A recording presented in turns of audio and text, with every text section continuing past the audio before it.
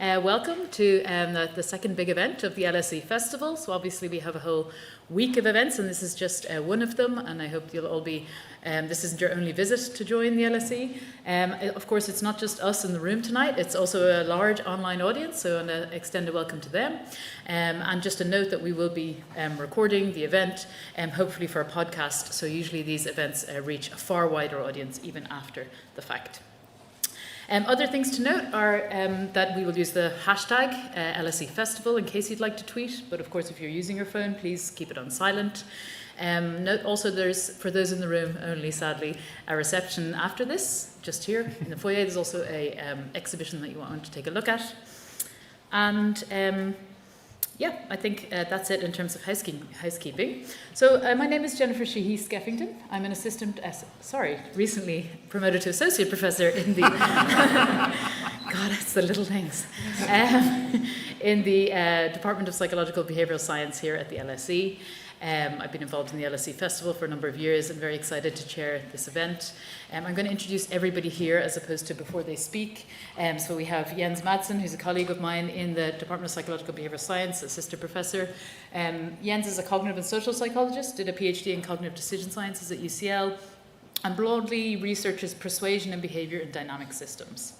So he's going to start off by giving us kind of a few minutes of his thoughts. Next, we're going to hear from Laura de Molière. She's a behavioural science consultant, also with a PhD in cognitive decision sciences from UCL, but most recently has been head of behavioural science at the Cabinet Office, the UK Cabinet Office. So this is really a government perspective on thinking about change and thinking about behaviour. After that, we're going to complicate things even further by hearing from a lawyer, an activist, an academic, Professor Conor Gearty, a professor in the law department at the LSE. So Conor did his PhD in law at Cambridge, and he's broadly interested in how belief in behaviour affects democratic stability, discrimination, information fragility, and environmental sustainability. Not that we'll get to cover all of those. I hope we won't. You won't try and bring us through all of those tonight. And then to move, so that's one thing about legislative change. Things really get messy when we start thinking about politics, which is why we really appreciate having Stella Creasy here as MP for Walthamstow, also an LSE graduate with a PhD in social policy, where she also worked with members of our department looking at the life world of social exclusion. And Stella has been a very successful backbench campaigner on a number of issues, including payday lending, abortion rights, and hopefully will talk us through some of the messy realities of trying to achieve change. So this question of change really just came about on reflecting of this idea that, LSE tries to think about understanding the causes of things for the betterment of society, right? Clearly, if we all just get together and we all just, use our expertise and study things correctly, then we can figure out the right policies, push them out in the world, and it'll all work out rosy. It doesn't seem to work that way. It seems to be a bit more complicated. And that's really what ties together the speakers of today's event, is to try to figure out why is that? Have we adequately taken into account the complexity of the systems in which we're intervening, and the complexity of the humans who make up those systems? Because humans have their own motives, have their own agency, and aren't just easily compressible into maybe our mathematical models or experimental designs. So that's why we set ourselves this challenge of actually reaching completely across the spectrum and combining academics, lawyers, politicians, civil servants, and just kind of see what comes up. And we really welcome your own input to this conversation. We'll have the Q&A session later, both in the room and online. So for those in the room, please keep an eye out for the roaming mics. I'll direct them towards you. And then we have somebody taking questions online through the Q&A function. So that's it in terms of introductions. I'm going to hand over to Jens for his kind of brief introduction and how you think about some of these problems. Yeah, thanks so much, Jennifer. So I thought I'd kind of set the scene in a couple of different ways. First, just to give you a couple of real-life examples. Because there's a lot of really well-intended policy making, right? Like that sort of tries to tackle problems. So for instance, in 1973 in the US, they legislated that if you found endangered species on land, you couldn't develop as much on that land. Perfectly reasonable. People started killing endangered species as soon as they spotted them on the land, right? As a way to respond to that change. Not a desired consequence, of course. There are a case from Turkey where a perfectly sustainable fishery had been working and operating for decades. Then government came in, put a communal TAC, which is a total allowable catch of how much the community could catch. And all of a sudden that instilled a sense of competition, which drove up a race for fish and ultimately depletion of biomass. More recently, we've also seen when 4chan went in and tried to sort of ban a little bit more, or go and hold people accountable for their usage of words on the platform, and people then migrated to 8chan where they could be quote-unquote more free, meaning they could engage more in hate speech as well. So you can have these like really poor unintended consequences when you're trying to sort of a little bit ham-fistedly trying to go in and ram on policy or interventions. I think that has to do with a failure to appreciate the system as a whole and a failure of appreciating the imagination of people. Because people are trying to find workarounds on the policies if they have a particular goal. So really, like, the systems, how they emerge and manifest themselves, is a product of individual goals and capacities. So for instance, if you want to make some money, you can like try and work around that like total allowable catch, right? If you don't understand the social interactions as well, because these are non-linear. For instance, like driving this competition that leads to this sort of spiraling of competition. So the interactions between what people are trying to do in social interactions generate these sort of non-linear environments where things can sort of fluctuate quite wildly. Think of a stock market crash that can be influenced by everyone sort of trying to start to panic. And it's also a failure of appreciating the structural components of the system. So the physical environment, the policy implications, and the network structure itself. So what is the makeup of the network that you belong to, the social structures, and the policy and socioeconomic structures? So we really have to think of people who are acting within a system and upon a system. So it's a system that constrains people, and it's people trying to work within that system and change that system. And that makes it a really difficult problem. It makes it a wicked problem. It makes it a complex problem. So what can we do?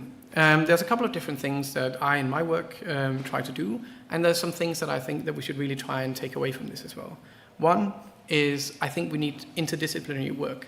And by this, I mean not just within psychologists engaging with sociologists and economists, but people really reaching across, collaborating between NGOs, policymakers, and crucially, stakeholders.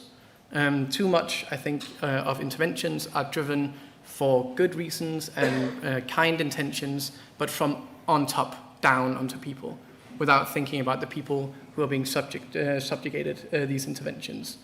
So we really need, I think, to understand the stakeholders when they're coming to us, right?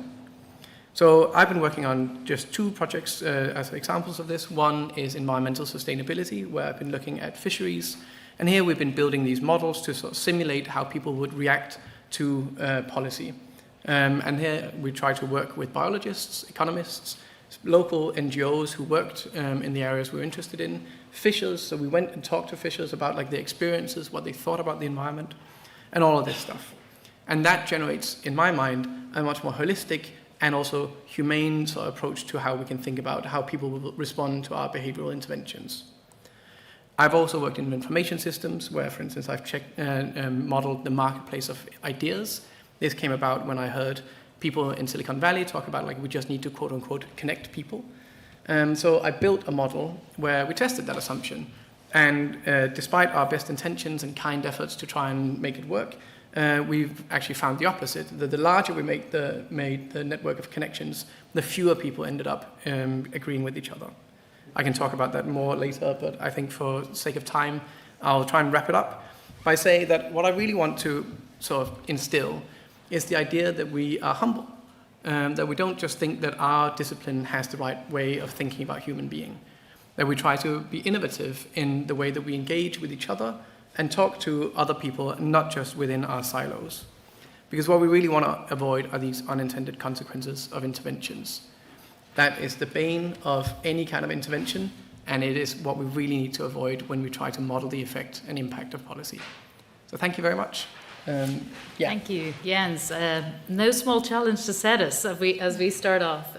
First, I find it very hard to be humble. I think many at the LSE find that. But just be able to grapple with complexity and then be able to grapple with all these different aspects of human minds. I'm going to probe you on a couple of more of those questions later. But first, it'd be great just to hear, Laura, your experiences of trying to bring this kind of awareness to people in government and how things have gone. Sure. So when we talk about change, a lot of the times what we really are talking about is behavior change. And in my time in government, for the last 8 years or so, I worked on many different projects related to Brexit, COVID, violence against women and girls, disinformation. And what they all have in common is that they are incredibly complex. And it's no surprise that the decision-making around it is also very complex. You need to understand what people are currently doing. You need to understand why they're doing it. You need to know what they should be doing instead, and then you need to find an intervention that doesn't backfire, that achieves that aim. And that, of course, is very complicated. And what I found is that a lot of the times government makes decisions that involve inaccurate assumptions about behavior. And I'll share with you my top 3 today of inaccurate assumptions of behavior of government decision-making and what I think the impacts are and why it makes change hard. So the first one, most encompassing, I think, is what social psychologists call the fundamental attribution error. A tendency to overweigh personal characteristics when you're thinking about why someone behaves the way they do, compared to situational factors. So think back to 2020 and it's March and you're going outside and you see a group of teenagers that are hanging out on the side of the street. Your likely judgment will be that maybe they don't know the rules or simply they don't care enough about the rules to follow them. When you might ignore other things, like maybe they are living in crowded living conditions and they're escaping difficult family circumstances. Now, the impact of the fundamental attribution error in government decision-making is an over-reliance on communication. And what happens in this circumstance if you communicate, if you tell people the rules again, and there are actually other factors that drive their behavior, is that the behavior doesn't change. And then, those of us who are parents know the pattern. We talk a little louder, and maybe we try to, instill some emotions in the person. We try to, use maybe fear or other things. And at best it doesn't work, and at worst it backfires, and we lose trust. So that was number 1. Number 2 is our kind of a set of assumptions that are plainly not grounded in evidence. One of the one that I came across a lot, is that of people panicking in disasters. Now, if you're a policymaker and you're handling a disaster, there is a really natural tendency to think, oh my God, I need to handle this evoking panic and I need to calm people down. When what we know from academic studies that there wasn't even panic on the Titanic. Panic is not something that features as part of a human response to disasters. Much more is what we're seeing are really actually quite understandable behaviors like running, hiding, telling, just like government says, or actually helping behaviors. So if you are, focusing on the calming messages, you're missing out on giving people the information they need to make good decisions, to change the situation, and you're treating people as something to manage rather than an asset to help you solve the problem. And number 3 are the kind of assumptions that and they're a little harder to spot, to be fair, that come from kind of more political, ideological beliefs, such as meritocracy. I worked in the DWP as a lead behavioral scientist for many years, and that's where I came across some of these assumptions quite a lot. So imagine a single mother, she's unemployed and on universal credit. These kind of assumptions that have meritocracy underlying the mental model would think, okay, so with the right skills and the right will, this mother will be able to be employed. And then the solutions you're focusing on will be giving her the skills, telling her where to go, making sure her CV is in the right order, right? You are not staying curious and scientifically minded to understand that she'll be juggling multiple responsibilities, might deal with an uncertain job market, there might not be positions for her that allow her to be flexible, and above all, she's already doing quite a lot of hard work, but not in the way that you conceptualize hard work. She'll be making many decisions every day about finances to keep her children fed, frankly, and as part of that, she'll experience a cognitive load that is so heavy that her decision-making overall will not be as great as it could be. So we're failing to address the root causes through some of those more ideologically formed assumptions. And I say all that, and I want to make sure that we are not collectively engaging in what I think is a more ironic fundamental attribution error, which is looking at all these people making these decisions in government and thinking, oh my God, they just don't know any better. Because the people that work there, they are highly skilled, they really mean well, they want the best, and they work incredibly hard. So they are part of a system, and that's for us to recognize, that currently incentivizes certain behaviors, that portrays risks in a certain way, that defines problems in a certain ways, and that doesn't even allow for a more appreciation of the complexity of problem solving cross-departmental boundaries. It doesn't have a cross-departmental people finder even. So I'll end with, I think sometimes government makes decisions based on assumptions that are inaccurate, and that is facilitated by the system. So in order to make change a little easier for government, we need to rethink some of that. Excellent, thank you. One theme that I'm liking that almost cuts across the 3 points you made there was in terms of the importance of the environment and the importance of the surrounding context, but also the fact that that surrounding context is structured in ways that suit certain interests more than others. So the environment isn't just there pre-existing. The environment is created. It's something that's a society that's a result of ideologies. Yeah. And so this notion of the role of power and of how people in power or close to power can think about what it's like to not have power, I think might be a nice segue over to Conor in terms of thinking about how we can use the legislative tools to challenge power and your experiences of working with people to try to affect those changes. All right, thank you very much. Thank you very much. The question, why is change so hard? So the assumption is it's hard. I'm going to run with that. And secondly, I'm told I'm here as a lawyer. So I'm going to tell you why change is so hard from a legal point of view. Is that okay? And I've got about 5 minutes. I'm going to keep an eye on my phone because I could wither on for quite a long time. I want you to think about 3 things. So people ask you in 4 hours tomorrow, what did I say? These are the 3 things. Constitutional obstacles to change, judicial obstacles to change, legislative obstacles to change. And the add-on is, let's kill people to get change. Constitutional obstacles are immense, immense. Some constitutions, you're not allowed change. The German one. So affected were they by the war that they said, and we have a German to my right here, that basically you can't mess with dignity. Well, that freezes a lot of things, constrains government. And then some constitutions, like the Indian, you think you can change, you go along and change it, and then the courts come along and say, those are not changes we allow. They're called unconstitutional amendments. So the judges say are not allowed to do that because they're against the spirit of the Constitution. So these are quite big efforts at change which are stymied by constitutional barriers. One of the reasons for a long time I was opposed to a written constitution here was because they stymie you. They stymie you. And even if you have a mechanism of change, the change can be almost impossible. Look at the United States Constitution. You need to get the Congress thing, and then you need to get 2/3 of the states.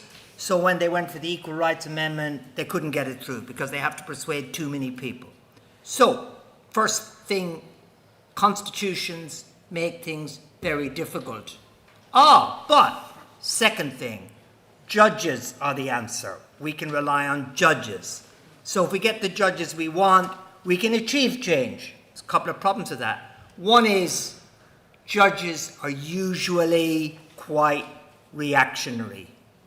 They grew up in a world which rewards them, and they think therefore the world is great because they've succeeded. So the litany of change prevented by judges in constitutional situations around the world is immense. Who stopped regarding black people as equal in America in the 1850s? The courts. Who said separate but equal is fine? The courts. Who in this country said that women cannot vote and it took Parliament to overturn it? The courts. So we need to be careful of accepting courts. We do need to be careful. They scupper FDR in America's effort to change. But maybe the courts can be dramatically progressive. Now and again they can. Now and again they can.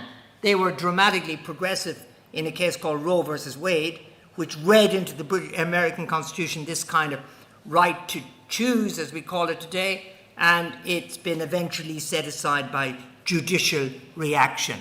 So even wins are not guaranteed because change can muster opposition.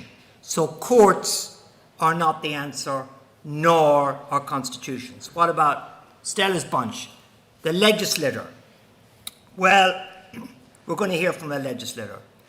It's really, really tricky. It's really tricky. Sometimes legislators can do clever things like the Human Rights Act. Mr. Blair won, passed the Human Rights Act. Human Rights Act says, judges, make us do nice things, make us do nice things. Twist our words to make us do nice things. Well, it's just about survived. People don't like it because it produces change. And then, why do legislators use crises? Because it's a way to achieve change.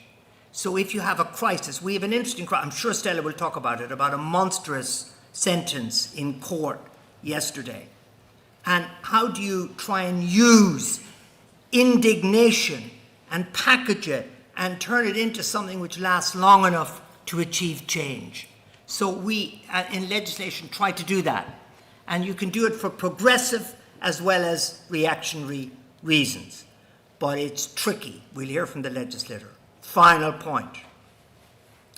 If the constitutions don't work, and if the judges are not playing ball, and if the legislature is too complicated, let's kill a few people. Or if we don't kill a few people, let's hold up all the roads. Let's climb onto gantries and dangle. In other words, the temptation of terrorism and direct action. Guess what? You need to be very careful. If you go around the place killing people, you need to make sure that you have a community that will support you even when you kill people. That is very tricky to pull off. It's very tricky to pull off. And what happens is that people don't listen to your message because they hate the way you tell them. It's very tricky. Even direct action, so far as I know, there's been a pullback from the more direct of the direct action because I think there's an understanding that it alienates more than it communicates. So how do you achieve change? Stella, it's not just because you're an LSE graduate. Hard work, focused interventions, and occasional opportunistic use of crises to achieve change. That's me. Brilliant. I don't think we need a segue. I think I'm just going to let Stella take it from there. Also, zooming in from Westminster, I should say, due to a vote, and did want to be here tonight, but we really appreciate getting you on multiple screens in the room instead. Yes, apologies. The hours of Parliament mitigate against many things, including Conor's kill list, I'm afraid to say, because as Oscar Wilde taught us, the problem with socialism, it just takes too many evenings, so too much of my time is spent sat around not coming up with this. I guess I'm here as a poacher turned gamekeeper, possibly pheasant in all of this, having studied both psychology. I think Laura, in fact, my first supervisor at university was David Halpin. So he's basically to blame for all of this. I think we can all agree on that. Yep. And now serving in Parliament. And I guess you would expect of me as a parliamentarian, therefore, to be contrary and to say that actually I don't think change is hard. I think what is hard is breaking out of kind of what Jens was talking about, which is the traditional systemic way of doing things. But one of the lessons that I have learned in applying some of the research that I did in my own work on psychology was that if you are prepared to do things differently, you can get a different result. Essentially, Einstein was right. Let me just give you some examples of what I mean.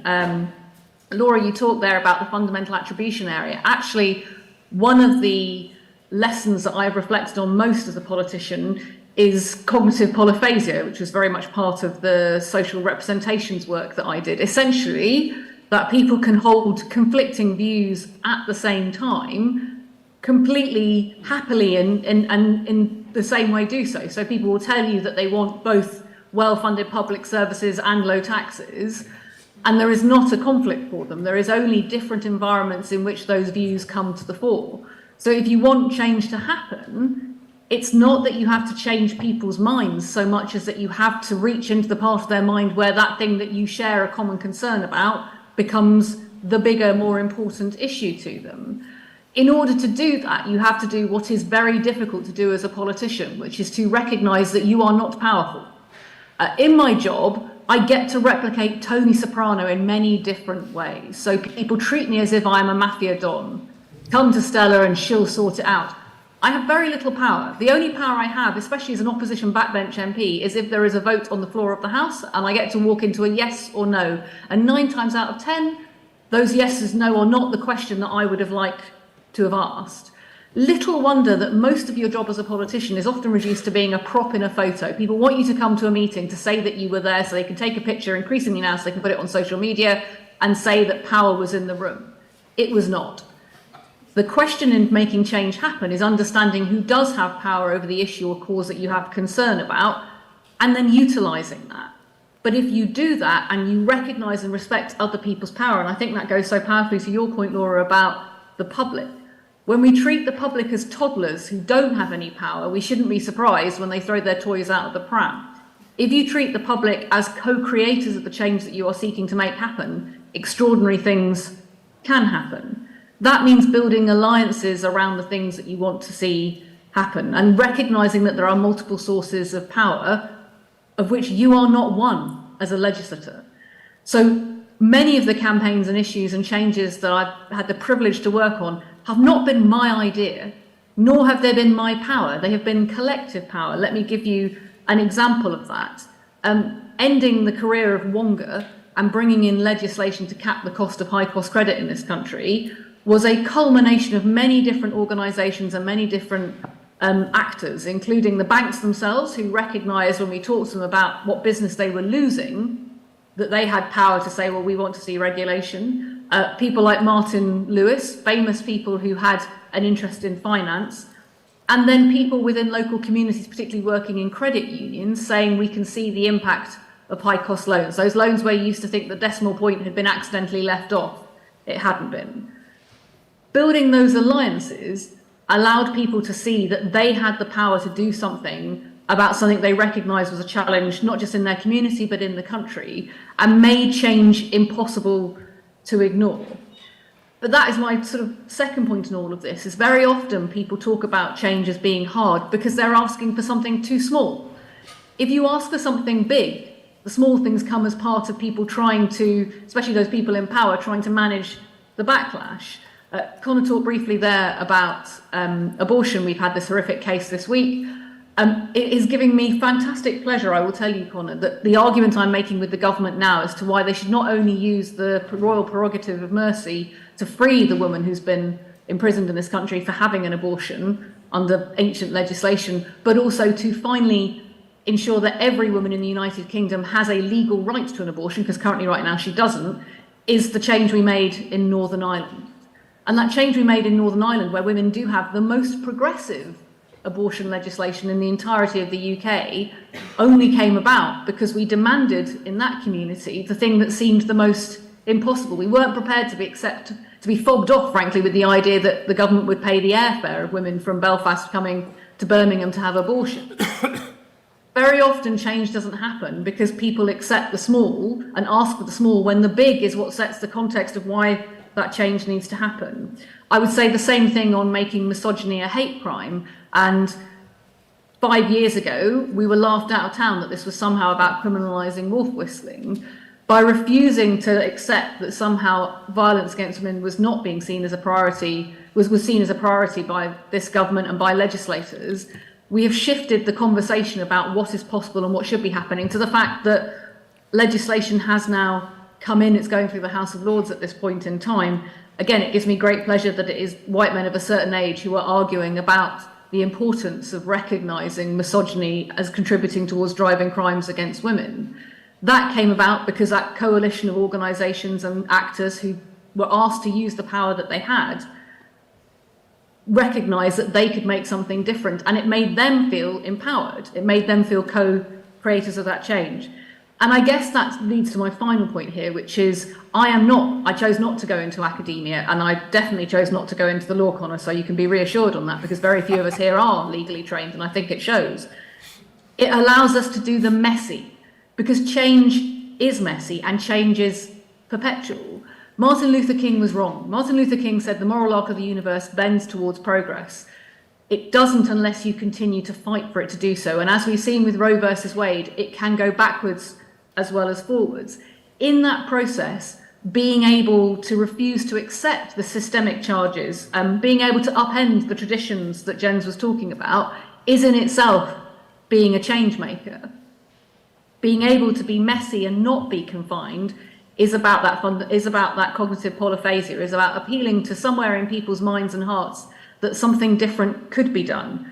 Because frankly, the worst thing for any politician is to be asked to do something. If we spend all our time being asked to be Tony Soprano and be a prop in a photo, it's a very nice, comfortable life. Being asked to do something, being asked to do things differently, and being challenged to find the other powerful people in the room to help make sure that happens, well, that is quite a task. But if the alternative is that actually the big conspiracy theory is right, and that there isn't a big conspiracy theory, that actually all those Netflix programs that show us that there are deeply powerful people out there working out what changes are allowed, and that somehow it's part of a big cabal, the alternative is that there are lots of us in all different political persuasions, as Laura says, trying to do our best and not really knowing what to do next. Well, that's probably the biggest change of all for people, is the loss of confidence that your politicians ever knew what they were doing, the bastards. Whereas the reality now is that we can make change happen if we are prepared to seed the idea that it's not up to us individually, the 650 of us in the place that looks like Hogwarts gone wrong, up to a country to choose to fight for the kind of future it wants for everyone. I know that hope is pretty thin on the ground in our politics right now. We've not covered ourselves in glory. But I wouldn't be sat here in all these late nights and not choosing Conor's alternative to have that hit list of people if I didn't think change was possible. So I guess I sit here today to offer you the counterbalance that change isn't hard, it's just bloody hard work. Thank you. Very good. Brilliant, thank you. All right, so I mean, very, very different perspectives coming forward. I think the most obvious contrast here in the different ways we approach this question is in terms of thinking about top-down versus bottom-up. The academic is trying to understand the system so that we can use the better information so that it also changes the system, right, and the policymaker. Whereas Conor and Stella have been talking more about the bottom up and about change coming from below. Are they just two different roles in society, two different functions, or do you think that you can, that some of your work is relevant to the kind of struggles Conor's talking about, or that maybe that government behavioural insights should think about change completely differently, that it shouldn't be seen as something that government decides people should be doing? If I can take a first crack at it, I would say that I think it's very complementary. I think in my sort of thinking on these sort of aspects on change is a combination of bottom up and top down. I'll give you an example as a concrete thing, right? Misinformation is a problem, and hate speech online. How does that spread? It's not a conscious act of someone who just designs a recommender system and that spreads it top down. It's not just a policy that comes from allowing people to contribute bottom up. It's a messy, what do you call it? Combination, if you will, of the interplay between individual people who are trying to do something within a system that has been designed by people in power to some extent. But those people in power, for instance, Elon Musk with Twitter, doesn't have absolute power, right? Like, people can also bottom up say, like, well, we don't want to use that platform anymore, we're going to go to another platform. And that's going to put pressures, financial pressures, on a particular tech person, right? Similarly, politicians can't just have top-down influence because, people will, again, circumvent those policies if they see them unfit to what their lives are about. The examples that I tried to sort of give in the beginning are reasonable approximates of top-down policy where people have found bottom-up ways to circumvent them. There's countless of examples of this. To give another one is in 1905, I think it was, the French rulers of Vietnam paid for anyone who could deliver a rat tail because they had a population of rats. And what do? People want to make money, people want to live, so they started breeding rats, right? And then cut off the tails, and a lot of tailless rats were left to roam the sewers of Hanoi, right? So this is neither, I think, a competition between bottom-up and top-down, but rather it's how that system emerges as a dynamic thing over time in the interplay between what people are doing in that structure. So there's power and sort of adaptation within that system. And that's all political, financial, psychological, and what have you. Great, thank you. I mean, I'd love to hear what you've got to say, Laura. I was particularly wondering, should the government be creating spaces then for people to talk about what they want or why they do the things they do. Okay, yeah, sure. So I think I don't see these two approaches in conflict either, and I think, in fact, like a well-functioning system would incorporate both. The way I kind of usually conceptualize a policy-making cycle is, ministers, they set aims, they set goals, and then government responds by creating systems, processes, and so on, and government designs. And then people respond in the real world. They respond to how these systems were created, and that leads then to the aims that ministers originally set, either corresponding or not corresponding to how people actually behave on the ground. And for me, government designing in the middle is the box we should really look at if we're trying to understand, if we're trying to make sense of these two bottom-up and top-down assumptions here. Because how people respond once they're actually responded to a policy is actually too late. We want to understand user needs as part of the government decision-making process. In order to get the user needs to the decision-making process, we need to be able to talk to people. And I think actually government does that quite a lot. We talk a lot to people.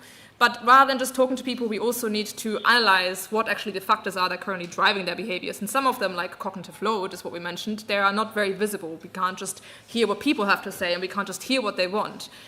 But nevertheless, sometimes there are tensions. Sometimes people want something, and there's intention with a kind of a top-down aim that was set. And I think for me, then the importance is how we communicate that and how do we respond to that kind of tension, particularly from a government design perspective. And unfortunately, that tension is a lot of the times where trust is eroded, because we aren't entirely honest with that tension actually existing in the first place. Because we are, framing government needs as user needs, and people can kind of see through that. So for me, holding the tension is part of what government decision-making is about, this top-down and bottom-up tension, really, and ensuring that we're kind of maximizing for both aims and then are transparent about what the boundaries are around it. Thoughts from Conor or Stella in terms of whether we can work together on integrating both top-down and bottom-up? I suppose a more controversial way of seeing it would be to say, okay, what Jens and Laura are saying so far, what government is willing to allow for is that people can be part of the conversation in terms of providing us information about why they're doing what they're doing, in terms of us helping us better and more successfully advance our agenda. But the agenda is something that we set, the experts, no? I mean, where do we get the agenda from? And I feel like that's something that Stella and Conor might... Maybe I should say something very, very quickly on this.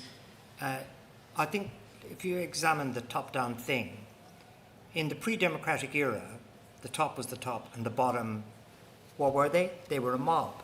So they used to mobilize angrily in the 18th century and wreak havoc.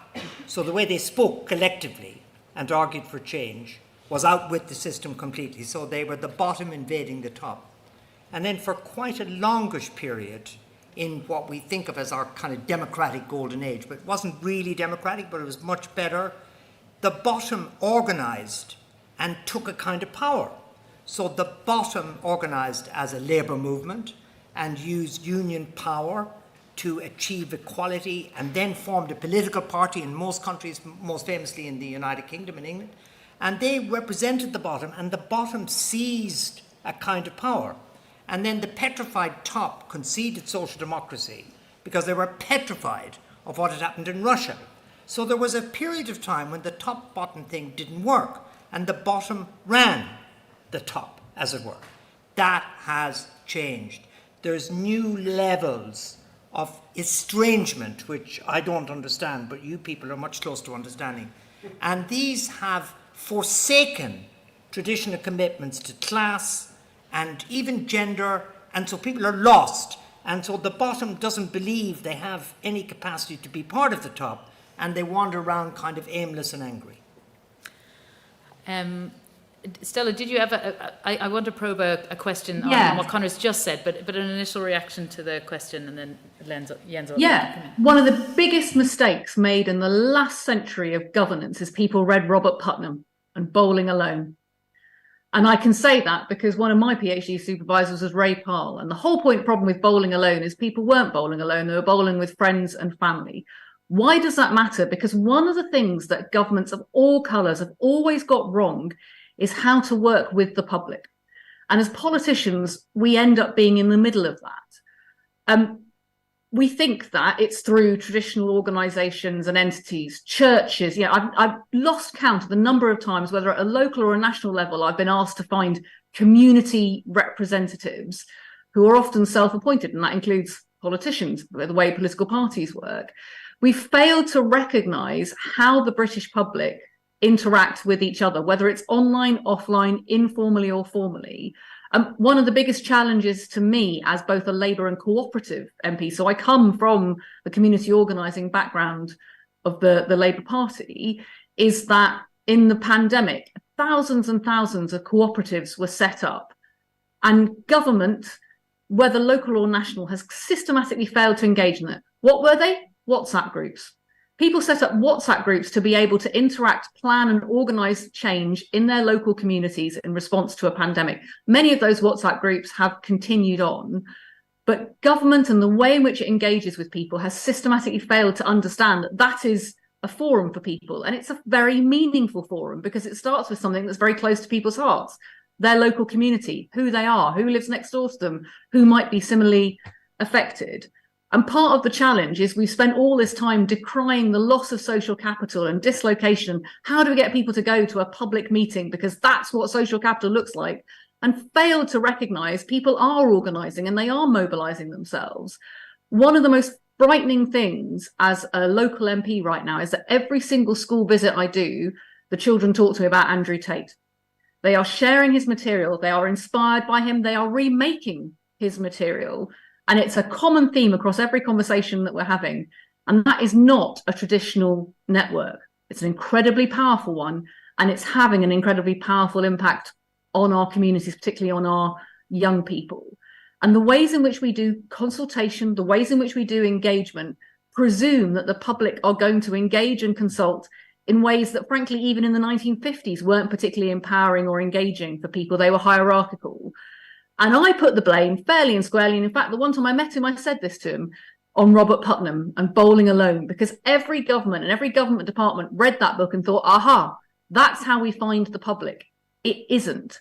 The challenge for all of us who want to make change happen is to understand where those networks are being created and to be part of them, not to try and direct them, to be part of them.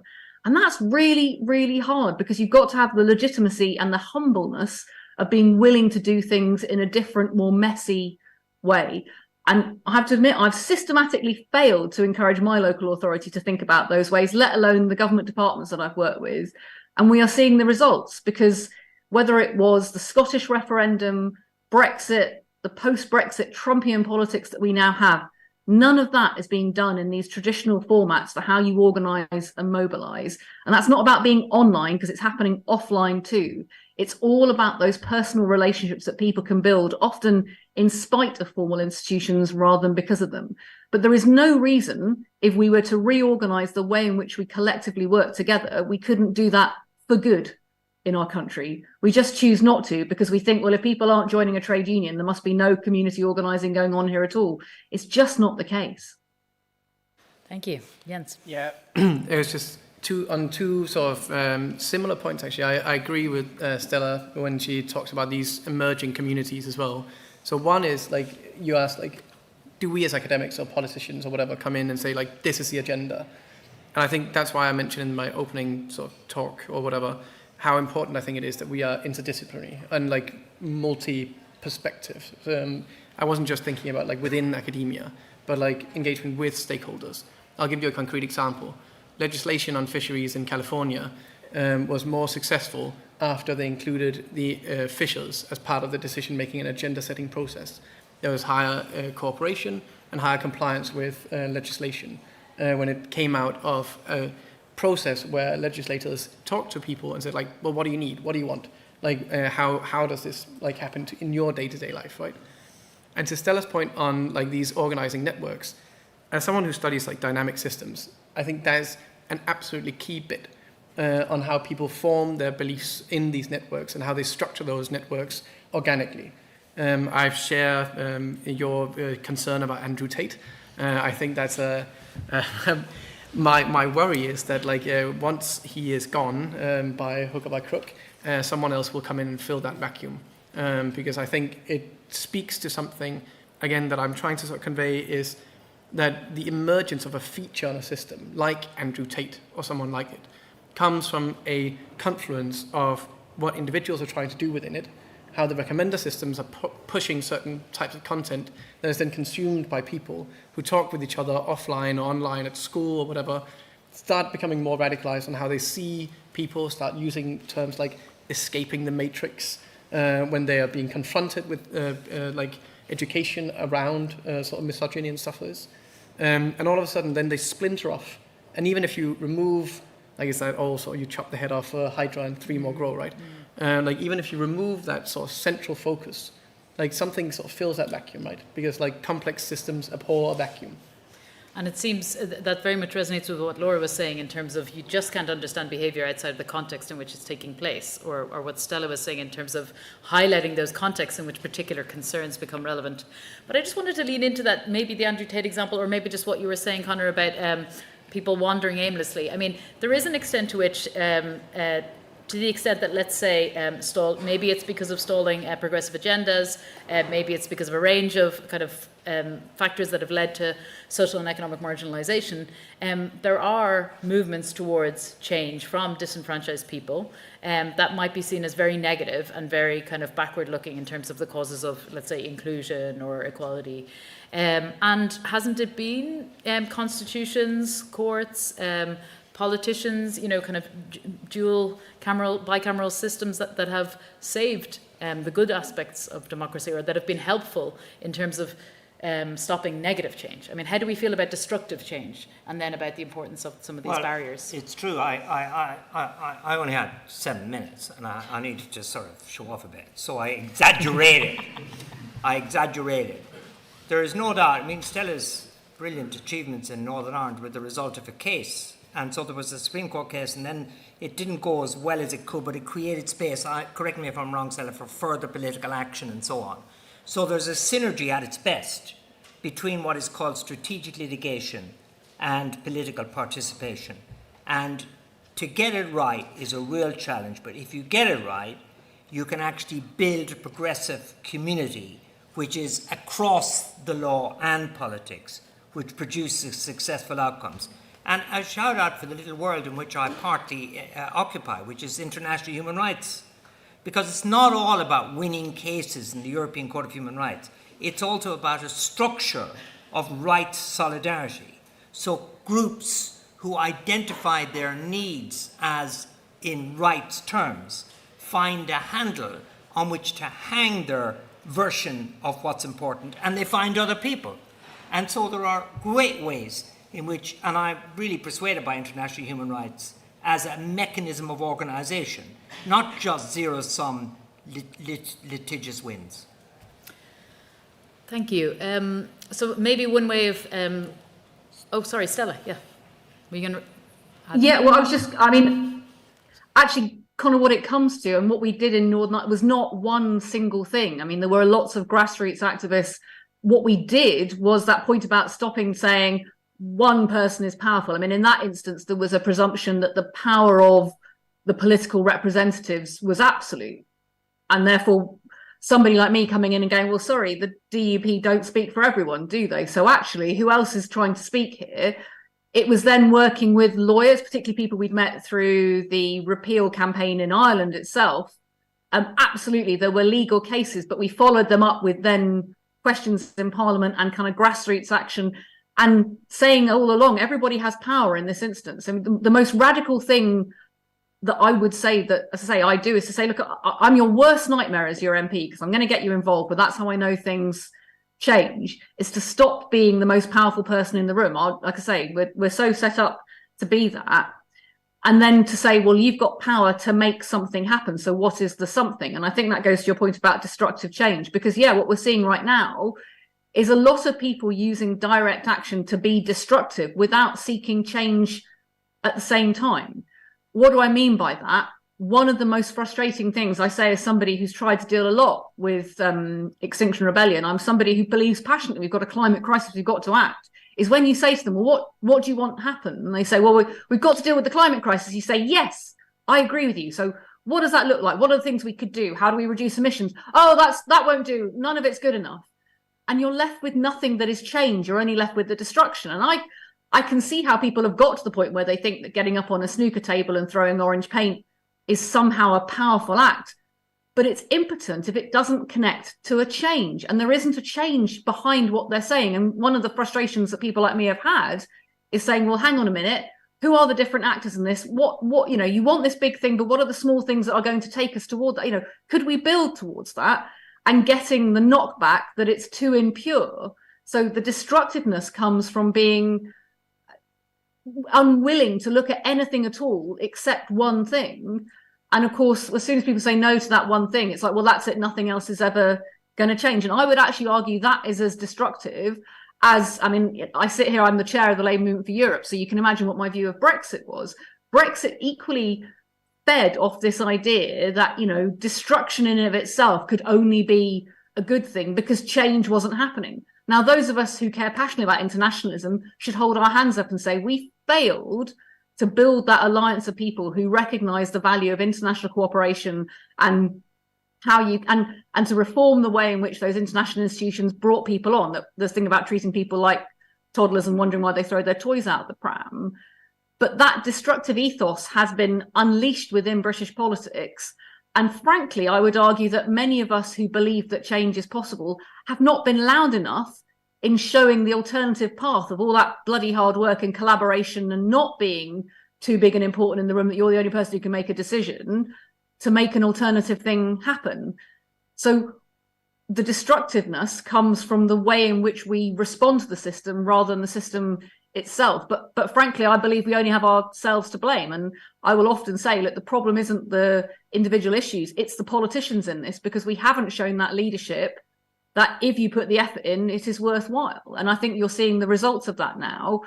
But I don't do my job. And often I have full, frank and free conversations with people like the Just Stop Oil and the Extinction Rebellion people about, it's not that just you've lost people, is that I don't know what you want to achieve. And if I don't know what you want to achieve, I can't see if it's feasible or not. So I think maybe what this has been really great, because I think the pushback maybe on my question about saying, you know, well, is it maybe that it's good to have institutional barriers to change because of destructive social movements, is to say, well, maybe we should think about why there are destructive social movements, because there haven't been creation of spaces for people to voice what they want, and creations of maybe deliberative democracy or kind of genuine outreach. I just want to pose one last thing before we open for questions, is when you were talking there, Stella, about what people want to achieve, and when you were talking about you know, information, for example, or the beliefs that people have, do we have a limited view of what people are here in terms of, is it just information, is it just the cognitive side, or is it just kind of what we want to achieve in terms of goals? What about feelings? I mean, psychology's been very guilty of leaving out feelings. And what about relationships and people as relational beings? I know that social representations tradition is much better at that. So I just wonder, does anyone have thoughts about thinking beyond people as kind of decision makers, or as trying to achieve particular goals, as opposed to as relational beings, or as expressing feelings, emotions? I can start with something controversial. A lot of the time, I think, we're talking about feelings in government as well, of course, right? And a lot of the time people say, oh, it would just help if we all had more empathy. And I don't believe in that. And that's the controversial bit. I think empathy is great for motivating you. Empathy is not necessarily great for actually acting on whatever the problem was. I think what we're here talking about, and this is through social listening, through actually understanding through the WhatsApp groups or what else other data comes in, is perspective taking. And we need to take these kind of perspectives in order to understand, in order to diagnose the problems, and in order to design systems that actually achieve the aims for the people, for the needs that they have, in ways that they don't backfire. And I think this perspective taking is cognitively difficult if you are not part of the same social identity. I think when it came to Brexit, when it came to COVID and conspiracy theories and whatnot, there was this kind of engagement with the, you know, like WhatsApp groups to an extent. There was the looking at these groups, joining them, Telegram. I mean, I myself have been, you know, part of that. And I think a lot of the time you feed this data back, and it doesn't get interpreted in a way that is actually meaningful, because we are failing to share the same social identities with these people, and therefore fail to really fully take the perspectives. And then it becomes something that we judge, and it backfires internally. You call people irrational, and then you create this big distance between them and us, and you end up treating them again like children. So yeah, I think that's kind of... Any other reactions? Yeah, I'll echo that to some extent. Like, I think one of the dangers I sometimes see in academic writing and like the way that we think about people is that we impose our norms onto them. And then if they don't adhere to those norms, those like patterns of behavior, we describe that as irrational or biased or a heuristic or something. But I don't see that necessarily the big disassociation between like the cognitive side of beliefs and one's emotions and social relations and stuff. So for instance, in the environmental work that I've been doing, I went and I lived in Indonesia for a month and just talked to fishers about like their families, their lives, what are they doing on a day-to-day basis, and try to understand that element of that decision making. And of course, like part of that behavior is driven by where do they think the fish are. Like that's a belief, right? Is defined by what do they know about the price, also a belief. It's also defined by like what would my neighbors think if I fished on where he normally fishes or she normally fishes. And that's a very relational consideration, right? Like it's something that you don't want to be like the bad guy in the village. Like I went to like a small island at one point where 400 people live there, and it's like 24-hour boat trip to get to this island, right? So in other words, you're pretty much stuck there with those 400 people. If you become like the so-and-so of the village, like you're not going to have a very fun life. So like their decision making and the way they engage with like behavior on a day-to-day basis was intensely emotional but cognitive, relational but like individual, right? And I think in trying to have multiple perspectives on qualitative interviews, on data-driven sort of insights, like that's where I think we can start building better appreciations of like, well, what drove that decision, right? So that for me is like a really important sort of confluence or like combination of the emotional, the relational, with the cognitive and the decision making. And fundamentally, it all makes sense in some way, as opposed to the irrational or the well, evil again, like some of these behaviors, I will really stress this, in the fisheries literature was described in journals and academic peer-reviewed journals as irrational, right? And it isn't. Like if you forgo profit to not be the villain of like a 400-person village, like that is perfectly rational, right? Like it's a perfectly reasonable behavior if you understand the context in which that takes place. And one thing I was thinking when you talked about the intervention that backfired, in terms of the one in Turkey, was to do with, well, maybe people were behaving in a sustainable way because of the relational frame that was there. And when the relational frame switches and it becomes about incentivizing, then maybe it brings out a different side of our humanity. But we could go on for ages. I would love to hear from you all. I'm actually going to start with questions online, if that's okay. I think Rebecca's got some teed up. We'll take one at a time, yeah? Great. And then get your questions ready, those in the room, and I'll try and keep an eye out for you. This is a question from Chris Österreich. How do we get broader acceptance of the need for systems thinking in dealing with complex challenges? Well, what do you think? Is that for me? So I think, one of the things that I'm really faced with as a challenge when I try to sort of convey these ideas of complexity, because like I typically start lectures for students and for people when I talk to this, I have a slide that says it's not complicated, it's complex.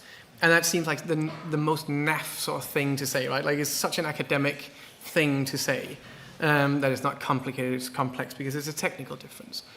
And I think there's a barrier to conveying why is a complex problem complex with all these sort of confluence of interactions and how the system emerges over time. Because in a complex system, you can't just change like one lever and then see it linearly, like analytically sort of run through.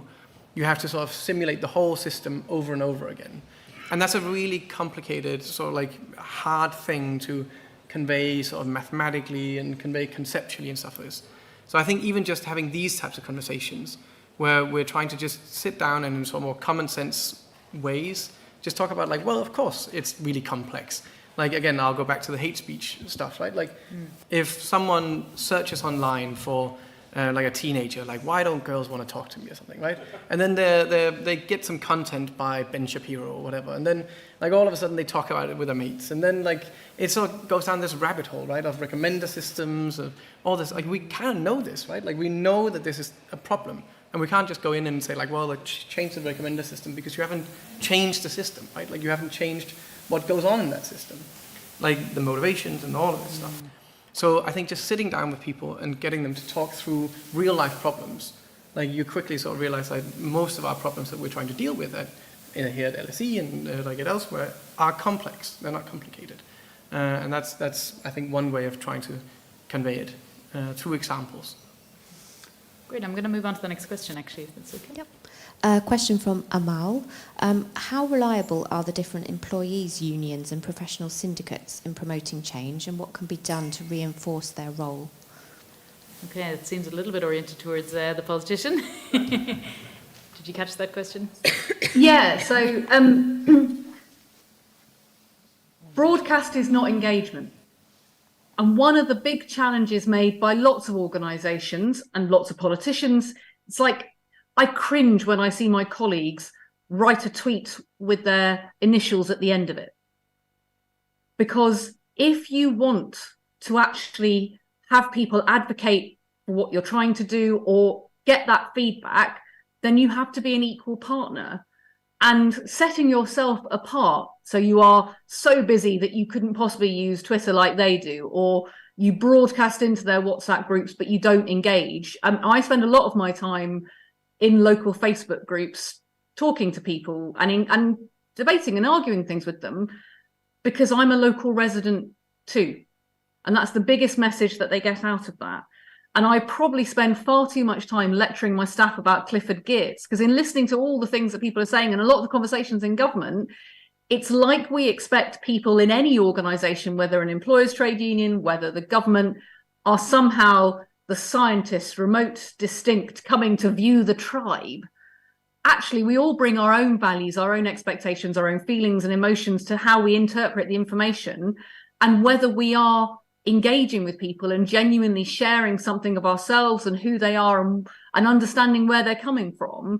And Clifford Geertz taught us about the difference between thick and thin information. If you spend time with people, you can increase your knowledge and understanding of where they're coming from. So Jen's talking about the fishermen, for example, and understanding what might be motivating them.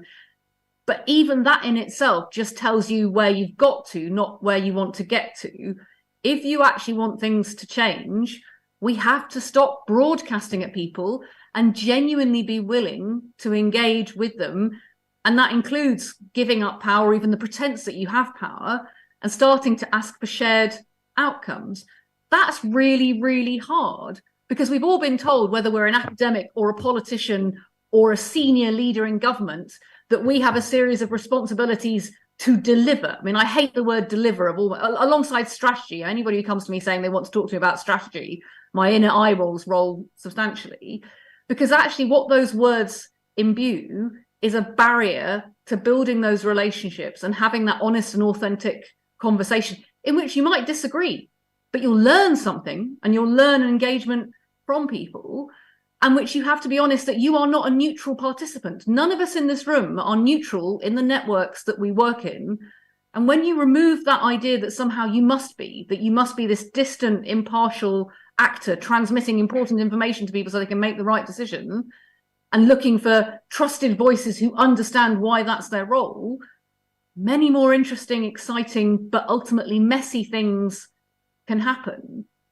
Government is always going to be shouting into the wind and failing against the tide in the same way that any major organisation will be if it keeps trying to control the conversation and remain at a distance and broadcast rather than engage, because it will always be thinking about itself, not what's happening.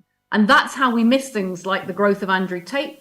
It's why we missed the anger and discontent in the British public that led to Brexit.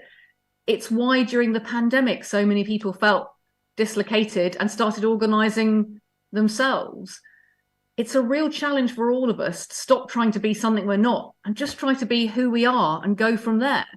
But the future of collective change in this country, the future of trusted voices, will be about being authentic and not trying to be almost cosplaying a particular role, but understanding the information and those relationships and what that's coming back to, and the thickness of your appreciation of the environment in which you're trying to operate in.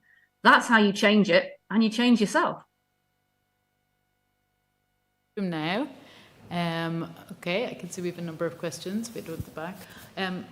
I'll start with the person in the pink shirt here, then person with the black top, and then one at the back came earlier. Good evening. I wanted to build up on this earlier question about the top-bottom difference. I want to ask, what is the role of technology in connecting people? Because I think you mentioned a lot about the sort of YouTube personalities that are well known. Most modern areas of life are currently, they're all in the social media platforms, from LinkedIn to Tinder to Facebook, whatever it is. Everything now is very sort of working through technology. And my question is, to what degree do you think that's good? And perhaps if any of you could comment on the role of AI, given how everyone is obsessed with it now. So, yeah, thank you. I'm going to orient that one towards you, Laura, who was thinking about AI earlier. Yes, I think if it's okay, I'll leave you on the role of kind of social media, if that's all right. Yeah. And I can answer quickly on the role of AI, specifically with regards to kind of government decision-making processes. We talked a lot about complexity, about different systems, and the fact that when we're trying to solve problems, really, we're solving them as part of bigger systems. And I think in government, often we have distinct departments and distinct policy aims, and we're seeing them as like little pockets of different problems that we're trying to, make progress against. And the reality is, to try and make links between these different areas can be really tricky and, in fact, sometimes random. You happen to be the person in the room that spots a link. For me, I'm really excited about the role of AI in plugging that particular gap, because generative models, would be potentially able to understand how different areas that are on paper unrelated link together via, linguistic properties and closeness, and assess the strength of these links that can then be fed back to decision makers to understand where they have missed parts of the system that they could actually otherwise connect. And I think similarly, when it comes to all of this social listening, I know this will go against what Stella has just said with regards to kind of actually being part of the conversation. But given the fact that we are currently also being drowned in data to analyze, I think the role of some of these models can actually be to help distill, understand emerging narratives that we otherwise might miss due to random chance. Yeah, just briefly on the social media, I don't think it's neither good or bad. It just fundamentally changes how we conceptualize how information can travel. So throughout human history, the proliferation of the written word has become increasingly sort of big, right? You go from stone tablets and then to the Gutenberg press and on and on we go, right? So it increases the megaphone, to the radio as well as to the television. So, but all of those always had, to some degree, power structures, right? You would have to go through a monk to get a book written in 800 and whatever, right? You would have to go through an editorial team to get on BBC Radio 1. You still have to. But now, of course, we have the addition to this information system with the bottom up, right? I could right now just tweet whatever I want, right? And potentially could reach millions of people. Now, my following on Twitter is not big enough that I would ever reach that amount, but you get the drift, right? But it just fundamentally changes what can be done, for good and for bad, right? So for good, we see it in people who can circumvent traditional power structures that would otherwise suppress some voices, right? So we saw it in the Arab Spring, where people got to talk about things and congregate in the Tahrir Square, for instance, and really take power to some extent, right? Then we also see it in the negative way, right? Because all of a sudden there's a proliferation without those editorial checks of bullshit, to put it sort of delicately, right? Because no one can check what I say, right? Well, hold on, you can say, well, you can go in and fact check the little things and stuff like this, right? But what if you don't believe in those fact checkers? What if you're someone who disbelieves that the people who are working for whatever social media company are honest about it, right? Then it becomes a mark of pride to be fact checked against this thing, right? So all of a sudden you're releasing sort of the kraken, if you will, in good and for good and for bad. And I think that's also where AI comes in the next generation, right? The idea that in 5 to 7 years probably that we'll have some kind of deepfake capacity to simulate a well-known BBC broadcaster, slap on the BBC brand, and then put it on Twitter now that it's being moderated much less, right? That for me is a phenomenally red flag in terms of trusting information in that space. There was an example yesterday of a fake obituary being shared by quote-unquote The Guardian. It was a crypto scam. We had, you've got the mic? Yeah, go for it. Thank you. I mean, I just want to start by saying thank you for such an interesting discussion. But I guess this is a topic you've touched on already. But to what extent is the ability to change policy and implement policy hindered by the lack of faith in institutions? And what are the opportunities that the legislature is missing out as a result of this? Okay, lack of faith in institutions, and what is the legislator missing out as a result of that? It's okay, I might start with Conor on that, and then see if Stella's got anything to add. Yeah, I think that Stella probably has a lot to say about it. I think the lack of faith in Parliament is the sharpest thing I've noticed in my professional life. And it has been the result of the destructive capacity of MPs to engage in behaviour which is manifestly inappropriate, and has been the result of old media coverage which has constantly destroyed, and has not replaced it with anything. And this plays in favour of established power. And we've seen that in the United States. If there is deep cynicism about politics, then power retains its capacity to be incapable of being affected by a coherent political intervention to its detriment. So unfortunately, the lack of faith in institutions starts with, I think, Parliament. Oddly, before I end, as somebody who was deeply sceptical of judges for years, there has been an immense increase in faith in judges. So we have today Lady Justice Hallett, and there is a general acceptance of her plausibility as a referee in this situation arising out of the pandemic. It was the same with inquiries into torture, and it was the same with inquiries into Grenfell, where a barrister was really very moving in the end in his description of the impact on ordinary people of what happened in Grenfell. So oddly, not all institutions have been similarly affected. And I find myself in the bizarre position of thinking that the law's elite independence of government has provided a residual capacity to bring government to account, which is absent in Parliament today. I'm actually going to have to use that as a provocation for a conversation that continues in the reception, sadly, and apologies to the questioner at the back, because we've reached the end of our time. I mean, I hope you'll see that what we were doing today was just throwing up the dust in the air. We don't know where it's going to settle, and to kind of put our hands up and say we're not all doing a great job at things. But it did seem that, you know, despite opening up more questions than we're answering, that we are converging on some common threads. The most salient to me is this idea of, you know, if you think about people and behaviour, think about the context or the system they're in. And maybe that means that what we need to change is not the people and the behaviour, it's the context and the system. And exactly how we might want to change that, maybe we should listen to people in terms of the kinds of relational, affective, cognitive concerns that they have for where to go. I'm not sure if that works as a unifying theme, but I do invite you all to continue to discuss with us in the reception right after, and thank those from joining us online. Thank all 4 of our speakers joining us here and online, and thank all of you in the room too, and a reminder just to enjoy the rest of the festival. Thank you.